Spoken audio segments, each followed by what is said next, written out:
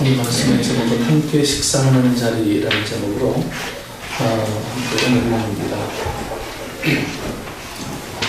제가 몇 년 전에 농촌진흥청, 수원에 있는 농촌진흥청에 이 신우회 초청으로 강사로 초청을 받아 강의한 적이 있었습니다.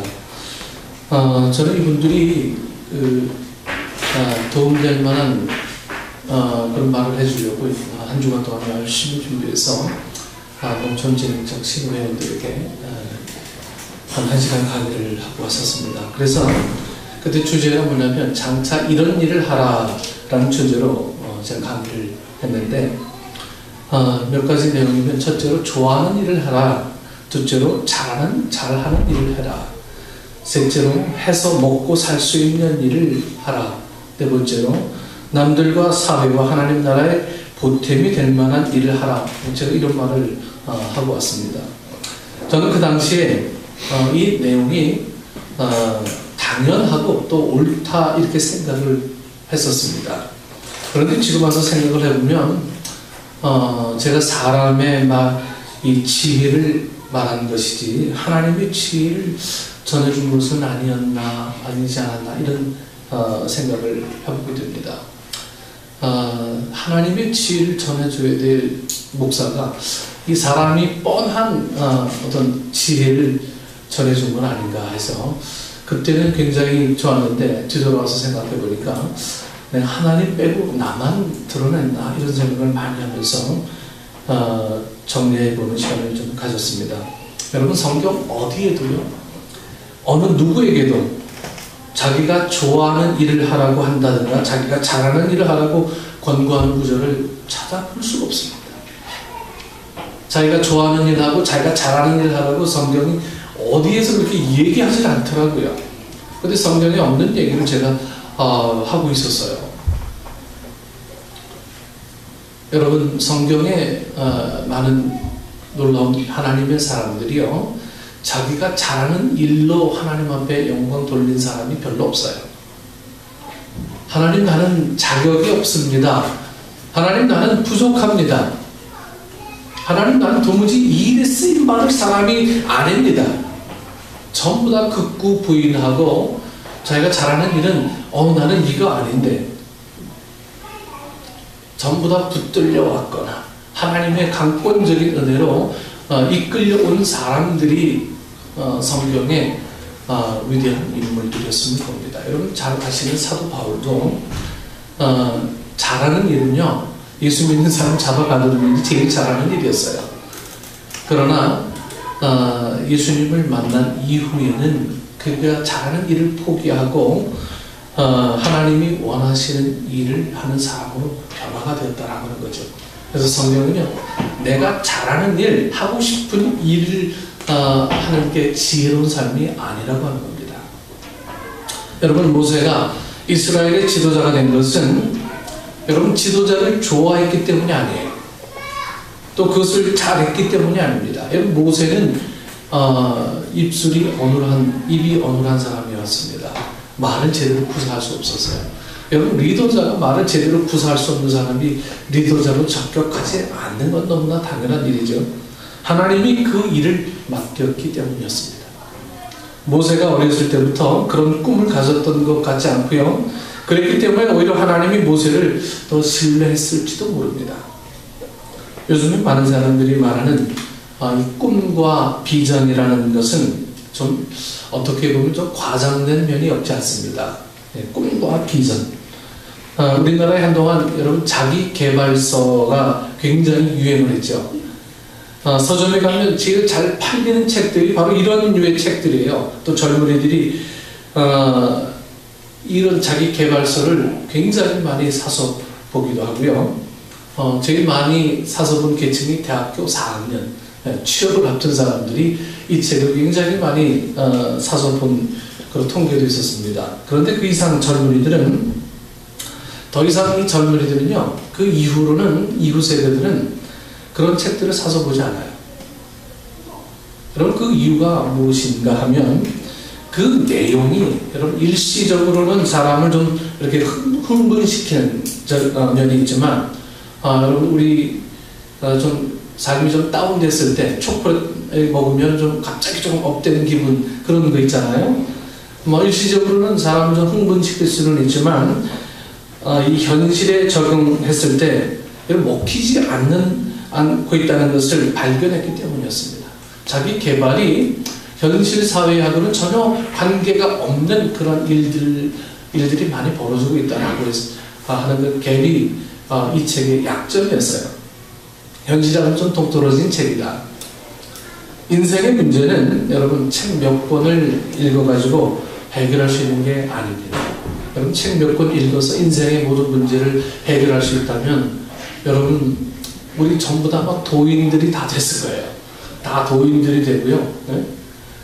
그리고 굳이 예수님을 믿지 않아도 여러분들이 인생의 문제를 다 해결할 수 있으니까 교회에 나올 이유도 없고요. 그래서 우리는 책 몇 권이 우리 인생을 뒤바꿔 놓을 수 있다라고 하는 이런 착각이 우리를 좀 혼란스럽게 만들기도 합니다. 예, 근데 많은 강사들이 즐겨하는 말이 젊은이여 비전을 가져라, 뭐 이런 말을 하는데, 여러분 비전이 생겨야 비전을 가질 수가 있는 거지, 비전을 가지라고 주문한다고 비전이 생기는 게 아니지 않습니까? 그리고 이와 같은 말은 많은 사람들을 좀 실족하게 할 수가 있어요. 왜냐하면 모든 사람들이 그런 비전이 생기는 게 아니고요, 비전이 없다고 생각하는 사람은 자기가 뭔가 심각한 문제가 있다고 생각을 하고 실족할 수 있기 때문입니다. 여러분 비전을 가질 수 없는 상황에 있는 사람들이요, 우리 삶 속에 한 70% 이상이라고 합니다. 그냥 날마다 하루 걸어서 하루 사는 거예요. 그게 비전이에요. 그런데 나머지 30%는 그 비전, 꿈을 갖고 이렇게 살긴 하지만 현실과 좀 동떨어진 삶을 사는 사람도 많고요. 나머지 한 5% 정도에 있는 사람들은 그 꿈을 이루기 위해서 지금의 고된 현실들을 이겨나가는 사람들, 뭐 그런 사람들도 있어요. 그런데 많은 사람들이요, 꿈과 비전이라고 하는 이 단어가요, 이 단어를 꿈꿀 수도 없는 상황에 있는 사람들이 거의 많습니다. 네. 그래서 꿈과 비전이라는 게 도대체 뭐야? 내가 오늘 하루 살아야 되는데, 뭐 이런 현실 생활 속에서 이 자기 개발이라든가 꿈과 비전이라는 얘기가 항상 남의 나라 얘기처럼 들려요. 그래서 실족할 수 있는 사람들이 오늘 우리 사회에 굉장히 많이 있다고 하는 거죠. 요즘 직장에 취직하는 젊은이들의 뭐 50%도 아니고 60%도 아니고요, 거의 90%가 이직을 생각하고 있다고 하지 않습니까? 직장을 좀 옮겼으면 하는 그런 사람들이 한 90%가 된다고 그래요. 여러분 힘들게 취업했는데 왜 이직을 생각합니까? 첫 번째 이유는 비전이 보이지 않는다는 거예요. 비전이 안 보인다. 여러분 언제는 사람들이 비전이 보여서 일을 했습니까? 인류가 이 땅에 살아온 장부한 세월 동안에 도대체 여러분 자기 비전을 가지고 산 사람이 여러분 몇 명이나 됐으리라고 여러분 생각합니까? 여러분 누가 비전을 가졌습니까? 여러분 간디가 비전을 가졌어요? 알렉산더가 비전을 가졌습니까? 드골이 여러분 비전을 가졌습니까? 여러분 누가 비전을 가졌다는 말입니까? 우리가 소위 위인이라고 부르는 사람들은 여러분 비전을 소유했다고 하지만 여러분 그 비전이라는 것이 반드시 직업과 연결된 것이 아니고 그 비전이 반드시 밥을 먹여주는 것도 아니고요, 그리고 그 비전이 반드시 옳은 건 아닙니다. 여러분 히틀러의 비전으로 인해서 얼마나 많은 사람들이 생명을 잃었습니까? 여러분 징기스칸의 비전으로 인해서 얼마나 많은 전쟁들이 일어났습니까? 네. 그런 비전을 가진 사람이 더 많았다면 아마 이 인류는 살아남지 못했을 거예요. 예수님에게도 아마 자신만의 비전이 있었습니다. 하지만 그 비전은 여러분 당신을 희생함으로써 이룰 수 있었던 것이지 당신의 성공이나 여러분 부귀 영화를 위한 것이 아니었어요. 여러분, 우리가 그 사실을 좀 알아야 됩니다. 우리는 비전이라는 어떤 타이틀을 늘 두고 늘 삽니다. 저도 젊은 때 마찬가지였어요. 비전을 두고 거기에 목숨을 걸어야지라고 하는 그런 세월도 있었습니다. 하지만 그 비전이 내 영광이나 내 성공, 내 부귀 영화를 위한 목적이었다라고 하는 거예요. 여러분, 예수님도 비전 갖고 있었지만 예수님이 갖고 있는 비전은 우리와 좀 근본적으로 다른 비전이었어요. 내가 죽음으로 인해서, 희생함으로 인해서 이룰 수 있었던 비전이었던 것. 여러분, 오늘 우리 사회의 비전이라는 것은 남을 짓눌러야 비전이 가능합니다. 딛고 일어서야 비전이 가능해요. 네. 그리고 그 비전이라고 하는 것은, 비전이라는 그 말 뒤에 숨은 아주 혹독한 아픔을 겪는 사람에게는 전혀 이 비전이 아니에요. 네. 그래서 우리 비전이라는 이 단어가 우리를 얼마나 속이는지 여러분들은 좀 아시면서 좀 살아가야 할 겁니다. 우리 비전이라고 하는 말의 뜻을 정확히 좀 이해하며 살아야 됩니다. 비전이라고 하는 이 타이틀을 걸어놓고 내 욕심 이렇게 생각하잖아요. 비전이라고 하는 건 내 욕망을 채우는 것. 여러분, 비전은 그것이 아니고 비전은 예수님에게서 봐야 됩니다. 내가 희생하는 것을 비전으로 봐야 되는 거예요. 내가 희생하고 내가 섬기고 내가 낮아지고 내가 겸손해지는 것. 여러분, 이 사회의 비전이 각자 개개인적인 이유가 다 되었을 때 이 사회가 점점 어려워지는 것은 너무도 당연한 이치였습니다. 요즘 아이들 보면요, 누구 말도 안 들어요. 다 하나, 둘, 뭐 이러기 때문에 자기가 최고인 아이들밖에 없어요. 그래서 학교에서도요, 잘 말도 안 듣고, 자기 뜻이 이루어지지 않으면은 막 고집 피우고, 아이들 다 그렇잖아요. 물론 다 그렇진 않겠지만, 그것이 우리 사회의 어떤 단면의 모습이 아닌가 생각합니다. 아이를 제안해서 낳다보니까 이 아이들이 형제애라는 것, 그리고 이런 것들에 대해서 결핍된 부분들이 굉장히 많기 때문에 오늘 부작용들이 이 사회를 점점 좀 어둡게 만드는 일들이 벌어지게 됩니다. 그래서 우리 예수 믿는 사람이라도 애를 좀 많이 좀 낳아야 될 것 같아요. 애를 좀 많이 낳아야 되는데, 또 애 낳을 차리, 뭐 교육은 어떻게 하고요. 또 뭐 가르치자니 또 이 아이들이 정말 올바르게 자란다는 보장이 없는데 어떻게 키웁니까? 여러분들 많은 어려움들이 따라요. 학원비가 어떤데요? 네. 우리는 이런 현실 앞에 우리 모든 이 하나님이 원하시는 이런 일들을 다 접고 사는 우리 모습들을 보게 됩니다. 하나님의 미련이 땅에 떨어져 죽어야 열매를 맺는다고 했습니다. 하나님이 주시는 비전은 여러분, 자신을 희생하고 자신이 죽고 자기가 낮아지고 그러면서 이루어지는 것이지 자신의 욕심을 위한 것이라든가 육신을 위한 것이 아닙니다. 이론상으로는 사람이 자기가 좋아하는 일을 하며 산다면 얼마나 좋습니까? 그러나 자기가 정말로 좋아하는 것이 무엇인지를 찾기도 어렵고요. 자기가 좋아하는 일만을 하면서 사는 사람은 아무도 없습니다. 저는 이 한국 사회가 이렇게 좀 성장한 이유 중에 하나는, 여러분 국제시장 영화 보셨죠?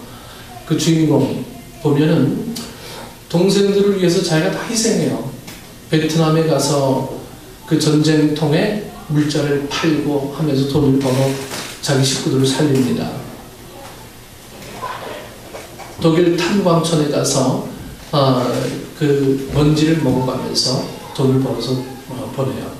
자기가 희생하는 거예요. 그래서 가족이 사는 거예요. 이 한국의 어떤 전형적인 모습을 볼 수 있어요. 그런데 요즘은 자기 식구들을 살리기 위해서 정말 이렇게 요즘 그렇게 하는 사람이 거의 없을 거라고 봐요. 네. 부모님이 남겨주신 재산 때문에 살인하는 세상이 되어버렸고요. 부모님의 재산 때문에 형제간에 다시는 얼굴도 보지 않는 세상들이 되어버렸습니다. 네. 이런 세상에서 이 비전이라는 게 도대체 뭔가 하는 거예요. 여러분, 내게 내 것이 많이 생겨나는 게 비전이냐, 아니면 내 것이 정말 소비돼서 그것이 많은 사람들에게 유익이 되는 게 비전이냐 하는 문제에 대해서 우리는 정말 궁극적으로 예수님의 모습들을 보면서 이 비전을 세워가야 될 줄로 믿습니다. 여러분들이 비전을 세워가는 것은요, 여러분 하나님과 관계되어지지 않는 이유는 전부 다 욕심이라고 보시면 됩니다. 욕심, 채워야 될 것들. 어제 우리 생명사 공부하면서 여러분 파이 멘탈리티라고 하는 이 단어를 공부했어요. 파이 멘탈리티가 뭐냐면 피자 한 판 있으면 내가 더 빨리 먹어야 다른 사람보다 더 많이 먹을 수 있다는 거예요. 내가 더 많이 먹을 수 있는 거예요. 여러분 우리 사회가 이렇게 경쟁 사회가 구축입니다. 서로를 위해서 희생하려고 하잖아요. 어떻게 하면 내가 더 많이 먹어야 되나. 하나 쥐고 두 손, 두 개 쥐고 그냥 막 먹어야 돼요. 그러나 우리 크리스찬들은요, 아 그래 너희들 많이 먹어. 나는 하나님 앞에 기도해서 한 판을 온전히 받는 거예요. 우리가 그런 믿음의 여유, 그런 여유가 없이 그 한 판에서 그냥 모든 걸 다 해결하려고 하는 우리의 모습들이 우리에게는 어찌 보면 비전이 되는 거예요. 여러분 그런 비전은 우리 크리스찬이 가져야 될 비전이 아니라고 하는 겁니다. 크리스찬의 비전은 한 판 있으면 같이 나눠 먹읍시다. 나는 한쪽 먹고요. 그럼 하나님 앞에 기도하는 거. 하나님 앞에 기도해요. 하나님 우리가 한 판으로 부족합니다. 하나님 허락해 주십시오. 여러분 우리가 이런 믿음의 여유가 생기면 상대방을 보는 이 마음도 여유로워지고요. 또 아름다워지고요. 행복해질 수 있는 삶의 비결을 자꾸만 이렇게 챙기게 되는 거죠. 그래서 우리 경쟁, 나만 죽겠다, 내가 막 이렇게 하지 않으면 경쟁사에서 살아날 수 없다. 여러분 이런 사회 구조가 결국 우리 자신들을 피폐하게 만들고요. 우리 자녀들도 그렇게 은밀한 중에 교육시켜서 저 자녀들 나중에 그렇게 자라나게 되는 거예요.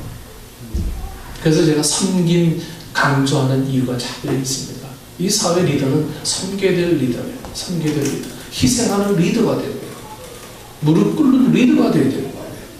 그런 리더가 되지 않으면 아무리 좋은 비전이 있다 할지라도 그 비전은 사람을 죽이는 비전이 될 겁니다.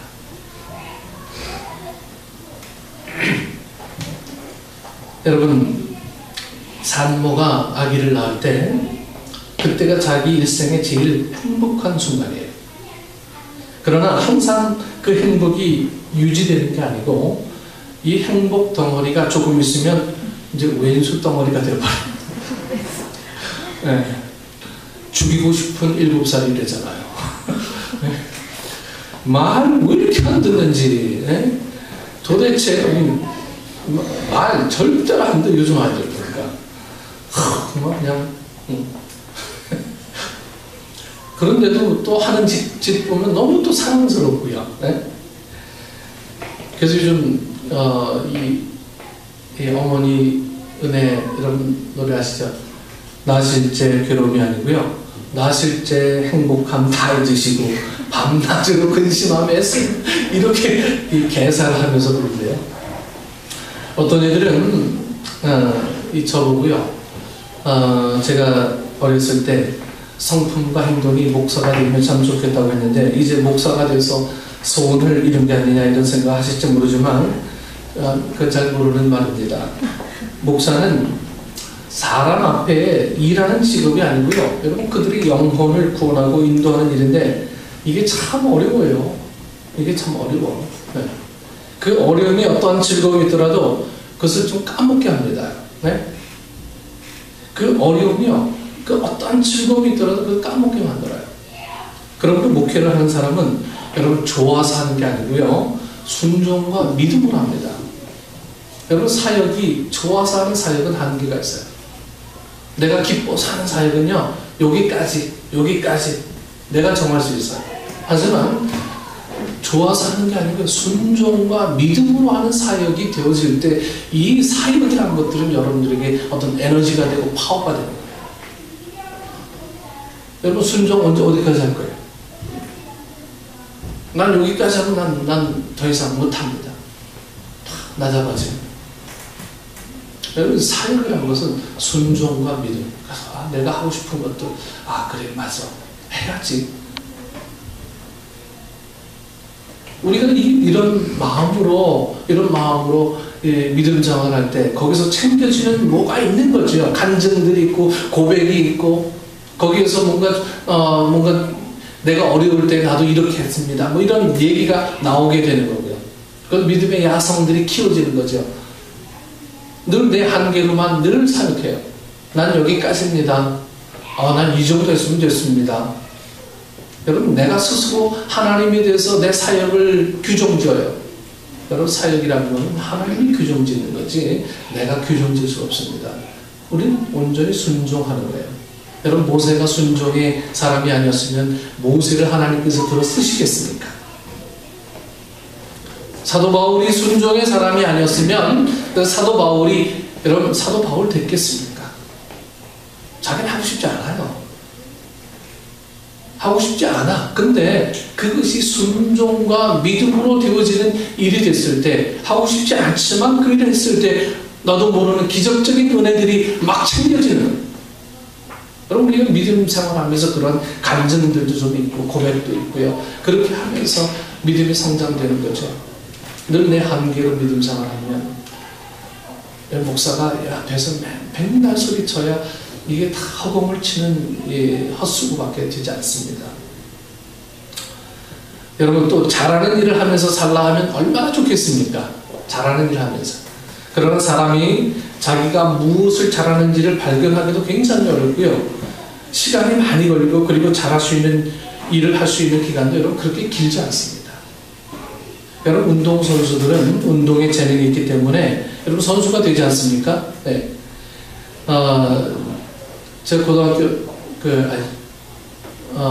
교육전사 때 고등부를 지도했거든요. 근데 그때 대구 체육고등학교에 아주 건장한 아이가 제 교회에 나왔어요. 육상 선수인데 이게 높이뛰기 선수예요. 높이뛰기를 얼마나 잘하는지요. 전도사님 잠깐 서보세요. 운동 한번 해봅니다.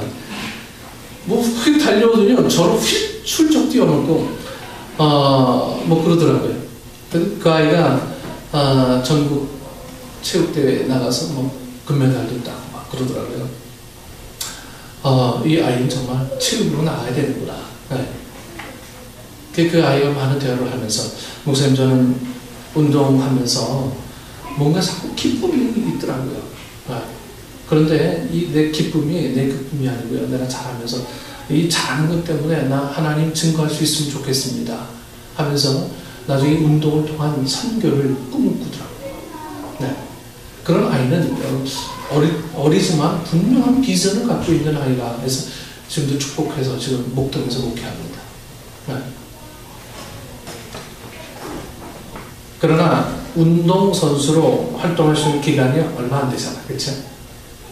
김연아 선수는요, 20대쯤 중반이지 않습니까? 근데 벌써 은퇴했어요. 벌써 은퇴해서,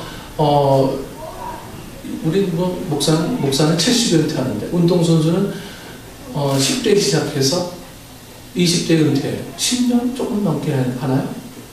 생명이 길지 않나요? 전성기 다 지나갔어요. 재능을 유지한다는 것은 참 어려운 일입니다. 여러분 골프 선수들 요즘 우리나라 골프 선수들 얼마나 유명한지 몰라요.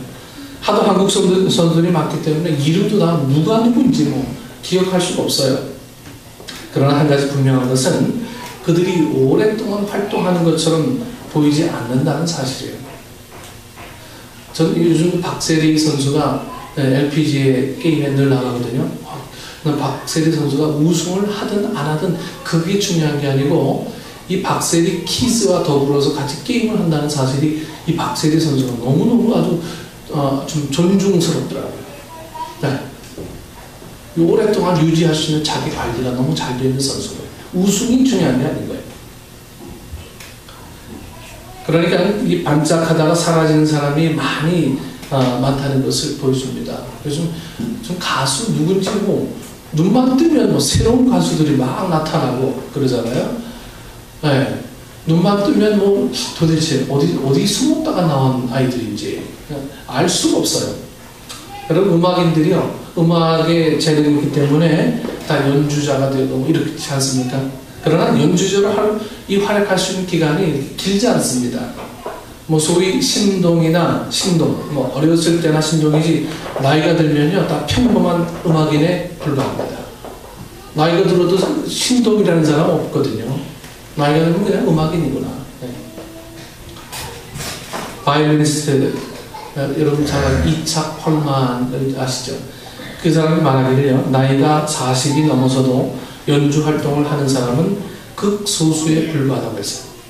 그 나이가 되면 재주로 승부하는 게 아니고 경륜, 그리고 꾸준한 노력, 그리고 운이 따라줘야 된다. 이렇게 이착 펄만은 이야기합니다. 여러분, 기업인들이요, 대기업에 취업해서 임원이 되기까지 여러분 승진한다는 것은 여러분 하늘의 별 따기처럼 어렵지 않습니까? 그러나 임원이 된 후에 그 다음 뭐예요? 은퇴하는 날이 곧 다가옵니다. 임원이 되자마자 여기를 나가야 될 생각부터 해요. 그럼 은퇴한 후에는 뭘 하면서 살라는 말인지.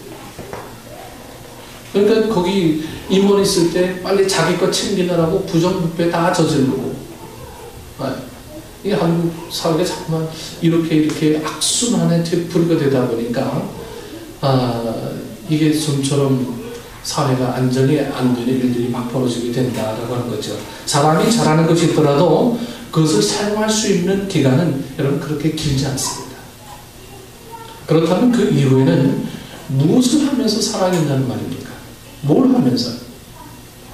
여러분, 정치인들도 마찬가지죠. 대통령 얼마나 좋습니까? 모든 사람들이 다 꿈꾸는 게 아마 대통령일지도 몰라요. 그러나 임기가 5년밖에 안 됩니다. 5년. 인생은 참 길지요. 그보다도 더 길어요. 그러므로 자기가 잘하는 것, 그리고 꿈꾸는 것을 갖고 있는 것은 분명 좋은 것이지만 그것을 영원히 할 수 있는 것은 아니고요. 그만둬야 되는 때가 오고요. 그 이후에 뭘 하면서 사는 것이 보람될 것이냐를 우리가 생각하며 살아야 돼요. 아마 제 말을 들으신 분들 중에 목사님 회의론자 같아요. 이렇게 이해하실지 모르지만 회의론적인 부분이 아니라 현실적인 얘기를 좀 하는 겁니다. 그럼 과연 우리가 어떻게 살라는 말이냐? 어떻게 살라는 말이냐? 뭐 이런 질문을 하신 분이 계실 텐데, 하나님의 말씀은 과연 여러분 인간이 어떻게 사는 것이 복되고 또 보람되고 또 행복하다고 말씀을 하고 있느냐, 하나님의 말씀에 의거해서 우리가 여러분 지혜를 얻기를 바라는 거예요. 여러분, 목사의 입에서는요 다른 세상적인 것을 채우라 이렇게 얘기하는 게 아니고요,